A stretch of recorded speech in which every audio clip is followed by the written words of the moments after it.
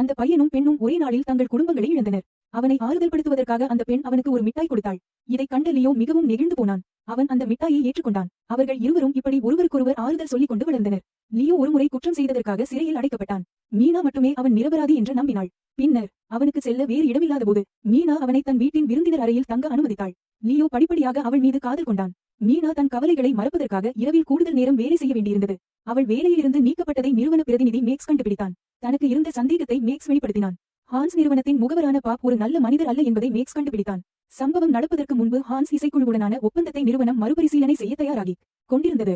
இசைக்குழுவின் ஒப்பந்தத்தில் சாம் கையெழுத்திட்டது மீனாவுக்கு திடீரென்று நினைவுக்கு வந்தது. பாப் மிகவும் நம்பத்தகாதவர் என்று மேக்ஸ் நம்பினான்.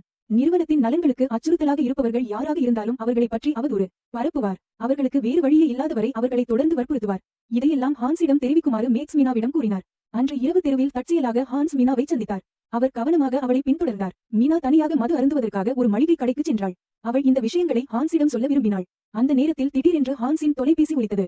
அவர் திடுக்கிட்டு உடனடியாக தன் தொலைபேசியை அணைத்துவிட்டார். அந்த அழைப்பு செல்லவில்லை என்பதை மீனா கண்டறிந்தாள். அவள் கைவிட தயாராக இருந்தாள். ஹான்ஸ் ஒருமுறை அவளை பியானோ வாசிக்க அழைத்துச் சென்ற இடத்திற்கு மீனா சென்றாள். ஹான்ஸ் எல்லாவற்றையும் பார்த்தார். அவர் எழுதிய பாடலை மீனா இன்னும் பாடிக்கொண்டிருந்தாள். அவள் வீடு திரும்பும் வழியில் தற்செயலாக கீழே விழுந்தாள். ஹான்ஸ் அவளை பற்றி மிகவும் கவலைப்பட்டார். மீனா பாதுகாப்பாக வீடு வந்து சேரும் வரை அவர் அங்கிருந்து செல்லவில்லை. திடீரென்று ஒரு குப்பை குவியலுக்கு அருகில் தன்னை பற்றிய ஏதோ ஒன்றை ஹான்ஸ் கண்டார். ஒரு தொப்பி அவரது கவனத்தை ஈர்த்தது. மீனா தவறவிட்ட ஏதோ ஒன்று அவனுக்கு நினைவுக்கு வந்தது போல் தோன்றியது. அவள் அளவுக்கு அதிகமாக குடித்திருந்ததால் அது ஒரு முக்கியமான விஷயமாக இருந்தது.